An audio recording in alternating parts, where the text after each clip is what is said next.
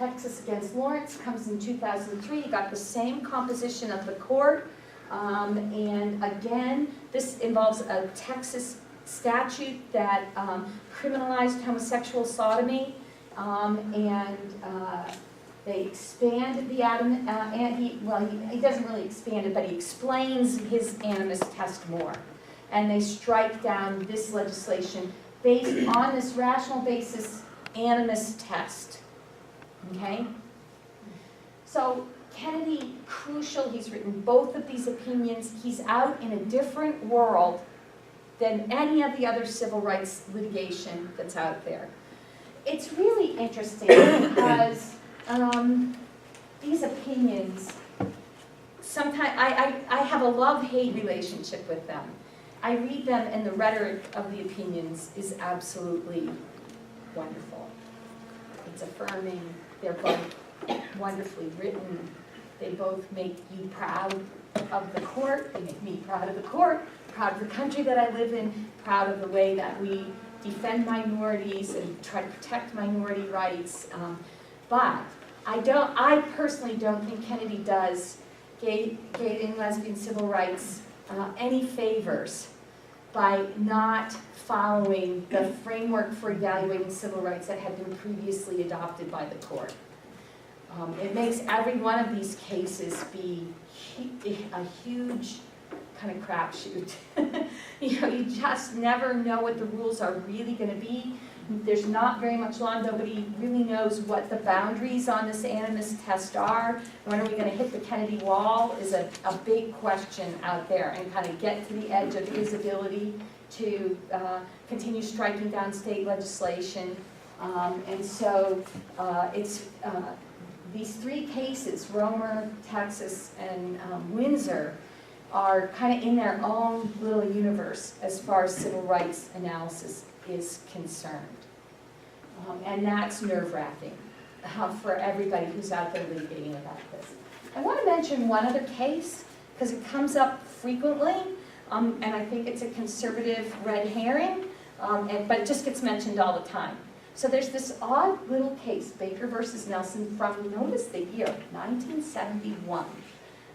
Two gay men bring a civil rights challenge in Minnesota to Minnesota's marriage statute, arguing that it discriminates against gays and lesbians because it requires different genders for marriage. In 71, I didn't even know this case was out there. I mean, that's a long time ago for this kind of a case. And the Minnesota court at the time upholds its marriage statute.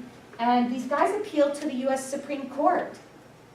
And the U.S. Supreme Court dismisses they accept it at first, and then they dismiss the appeal for want of a significant federal question. And I didn't even know Baker versus Nelson was out there until after Windsor was decided. It's not cited in Windsor at all by the majority. It's cited in the dissents as if it really means something. And people keep holding Baker versus Nelson up to me and saying, this isn't a federal issue, the federal courts shouldn't be deciding this issue, and we should just let the states fight this out, duke this out. Okay? But I'll mention it because I think it played a role in the court's decision in the Sixth Circuit case that's going up to the Supremes. Okay?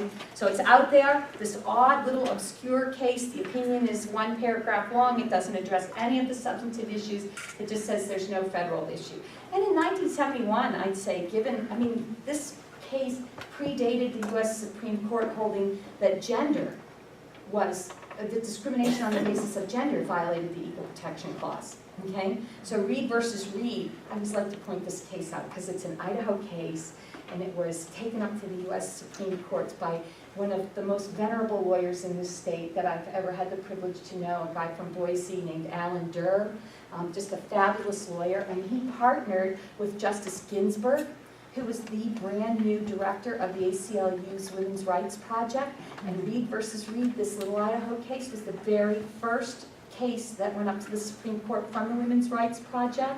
And it is the case in which the court, the first time, they said, you can't discriminate on the basis of gender, it violates the Equal Protection Clause. There were a bunch of other cases that came later and elaborated the doctrine and are a lot more famous. But Reed was our own little case. Alan just died a couple of years ago, and he was just a reason why I think it's a great thing to be a lawyer. So. Okay, so you got that background. The case that's going up to the Supreme Court is a Sixth Circuit case, DeBoer versus Dennison. It was a split decision, 2-1. They did not have what's called an en banc hearing, which you probably were reading about because Idaho requested the Ninth Circuit to review our decision en banc, meaning the circuit court is comprised of, the Ninth Circuit has like 35 judges on it. I don't even know how many there are. The Sixth Circuit's another huge circuit, and an en banc hearing is one where you ask every single judge in the circuit to sit and listen to the case. And normally they hear cases in 3-judge panels that are just put together on a rolling basis for every case. And there was no en banc in this case, so it was just a 2-1 decision from 3 Sixth Circuit judges. The case actually combines together 6 different cases from Michigan, Ohio, Kentucky, and Tennessee. Okay?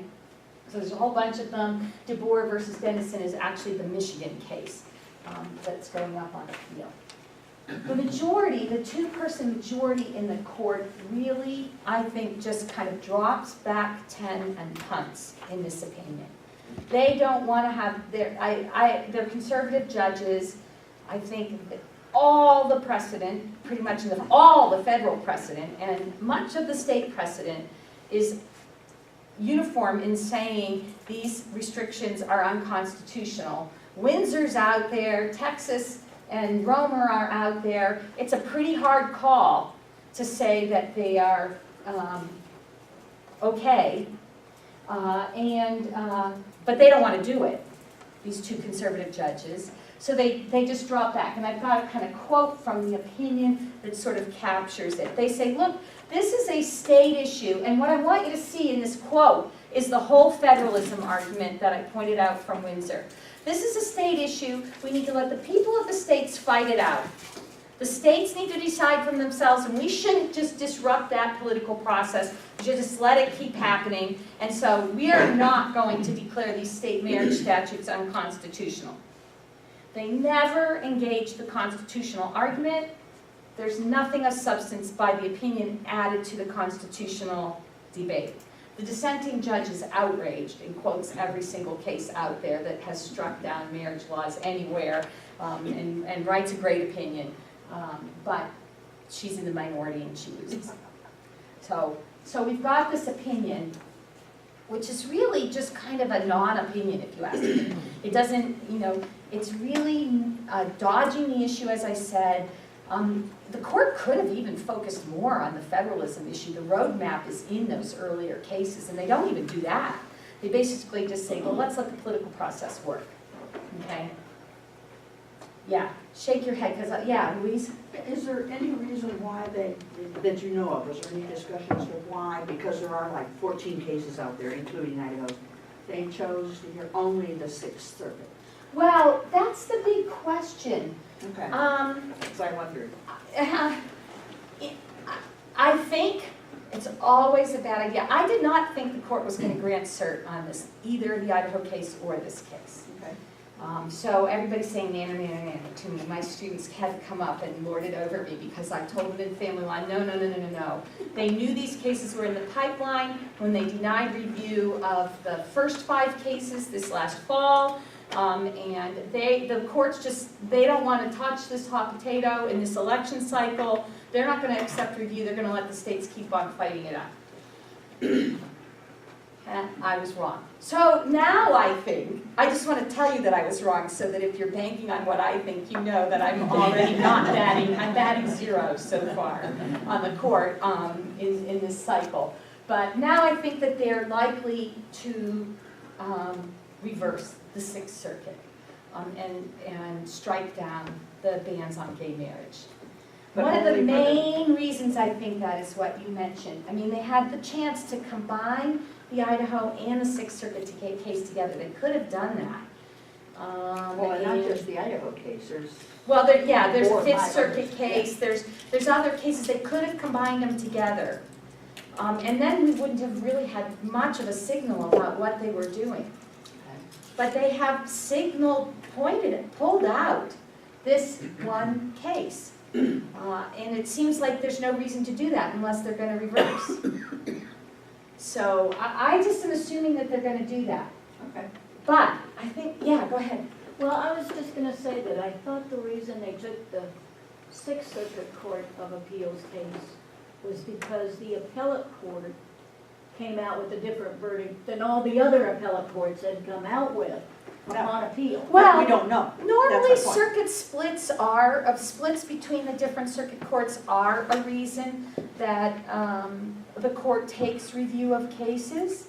And that's what everybody's saying, and I just think one circuit out in La La Land usually isn't, in the rest of the world, isn't viewed as much of a circuit split, first of all.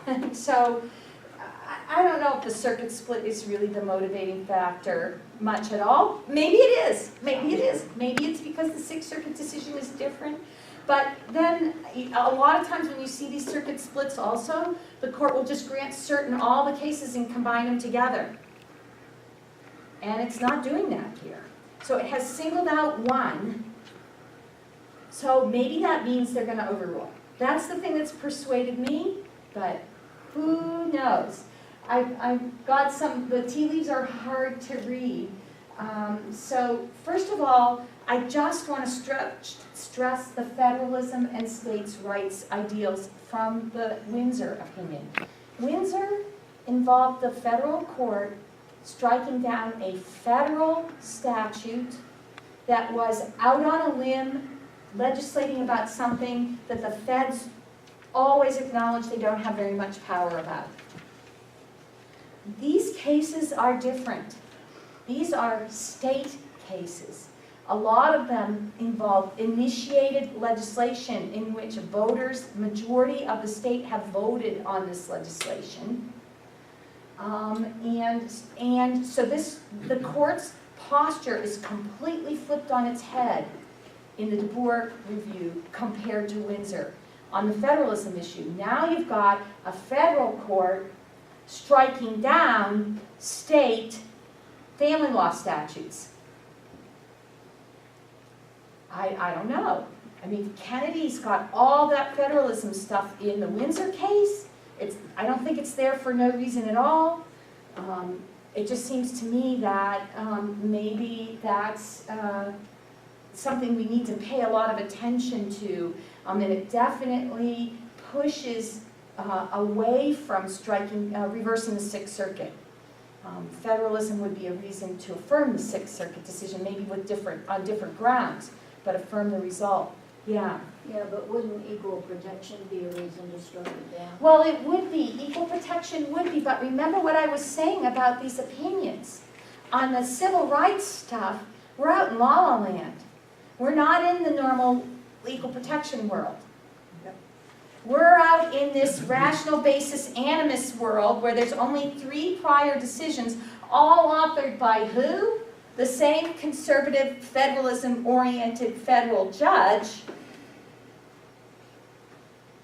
We have not said that gays and lesbians are a group that has been historically discriminated against and that legislation affecting them requires higher review. We've said that with regard to gender. We've said that with regard to race. We have not said it with regard to sexual orientation, we meaning the court. In fact, expressly, the court has on one occasion affirmatively said it's not subject to higher review. That's an older case that's been overruled on different grounds, but the court said that in this Bowers against Hardwick case. And then in Texas versus Lawrence, the court says, we're not deciding that issue, so don't take anything we say to mean that. So on the equal protection ground, we're really standing on swampy land. Now, I do think that the animus argument is an argument that's reasonably easy to make, and the court could rely on that and say, look, we didn't have to address that in Windsor because we had these other federalism reasons, but there is that dicta there, and now the animus thing is full bore. And so we're going to strike it down as a violation of the Equal Protection Clause because it was, even though there's a rational basis for the we're only applying rational basis review. all these state marriage statutes were motivated by animus. So what's next? So, I don't know, I think the animus argument on the marriage statutes, on many of them, is hard to make. If the state has recently enacted a marriage ban, it's not so hard. But if you're talking about a 50 or 60-year-old statute that happens to simply say that marriage is between a man and a woman, which a lot of them do. A lot of them didn't think they had to say that because nobody was thinking about it that way. But a lot of them do say that, and they've been on the books for 50 or 60 years, including, for example, the Ohio marriage statute. It's hard to say that legislation was motivated by animus. Think back to Windsor and what the court was saying. So, the one other thing I want to point out, so some people think the court is just being political, and that one of the reasons they took the case and they're going to reverse is because they want to take the gay marriage issue off the political table for the next election cycle. If the court overturns the Sixth Circuit and gay marriage is constitutional, then all these Republican candidates can all just wring their hands and say, nothing we could do about it. Maybe I'm against gay marriage, but the Supremes have spoken and I didn't have anything to say about it. And Roberts in particular, I think, can be exceedingly political, more political than most of the justices. And I know they're always being accused of being political, but I think actually most of the time they are not. They are simply voting their own ideas and ways of thinking, which obviously are also what inform their political perspectives. But they're not manipulating the political system. Maybe that's what's going on. I like to have a little bit of a higher view of the court, but hard to say it's not. The other thing I want to point out is even a couple of the liberals on the court have found the letting the political process work argument to be attractive. Ginsburg in particular has written in retrospect about the about the abortion rights debate, that she thinks that Roe versus Wade, the decision in Roe versus Wade in the early 70s kind of sidetracked the whole political movement that would have in the end resulted in the repeal of all these restrictions on abortion, and that because the Supremes came in, they polarized the debate, it sidetracked the movement, and it actually provided some empty space where the anti-choice people began to organize. And that maybe it would have been better if the Supremes hadn't taken review of that case. She hasn't obviously said anything about gay rights, but it's a different version of that political action argument, and so I don't know whether she would find that to be attractive in this case or not. I think they're going to reverse the Sixth Circuit, but hopefully you can start to see why. I think there's a lot of people out there that just think this is an automatic slam dunk, and I think that that is not necessarily the case. This is going to be a hard case. It's not a for sure thing that they're going to reverse the Sixth Circuit at all. And so I think there's lots of reasons to think they might not. Yeah. If they don't reverse the Sixth Circuit, then what happens to all the gay couples that have married in the interim? Well, oh, that's a good question, and I'll get to some more stuff. Well, if they've married in a state where marriage is legal, I don't think they're going to say here in Idaho. They're not going to say the opposite thing that has been said. They're going to let the Sixth Circuit decision stand. They're not going to say heterosexual marriage is required. So in states that have recognized gay marriage, a lot of those recognitions will stand. So for example, here, where the Ninth Circuit overturned the ban, the marriages would stand? It's a really great question. Where you have a court overturning the ban, a lot of whether the marriages, a lot of whether the court decision stays. So let's talk about that first. You've got a two-part question here. First of all, what happens to the Ninth Circuit determination? And that would all depend upon what the reasoning in the federal decision is and what they decide to say about civil rights. So the Ninth Circuit decision is an equal protection case. If the feds decide a federalism decision here, I think the Ninth Circuit opinion stands. Okay. So But now let me say, even if it doesn't, Then you have a question about would that invalidate marriages that had happened in the interim? And I would say no, especially in a world where the U.S. Supremes themselves declined to stay, declined to enjoin the operation of these statutes pending a U.S. Supreme Court review. When they did that in October, they knew people were going to go out and get married. And I think those marriages that happen in the gap will be valid. So one of the possibilities here, if they would decide to agree with the appellate court in the Sixth Circuit, is to leave it very narrow and just say that they're agreeing with the Sixth Circuit decision and not really rule on the gay issue over the whole. Right, on the gay civil rights issue, which leaves circuit court opinions that have ruled on the gay civil rights issue standing out there with reasoning that may still be valid. That's why I think if they decide only the federalism issue, the Ninth Circuit opinion's still out there. I think we're okay. Somebody's going to have to appeal that on that ground. But the impact of the kind of parade of horribles that you're anticipating, closing down marriages where they've been valid, potentially invalidating or at least leading to litigation about whether marriages that have been valid are invalidated, those are other reasons why I think the Supremes at this point in time are going to be pretty reluctant to to affirm the Sixth Circuit. I think they are going to reverse the decision.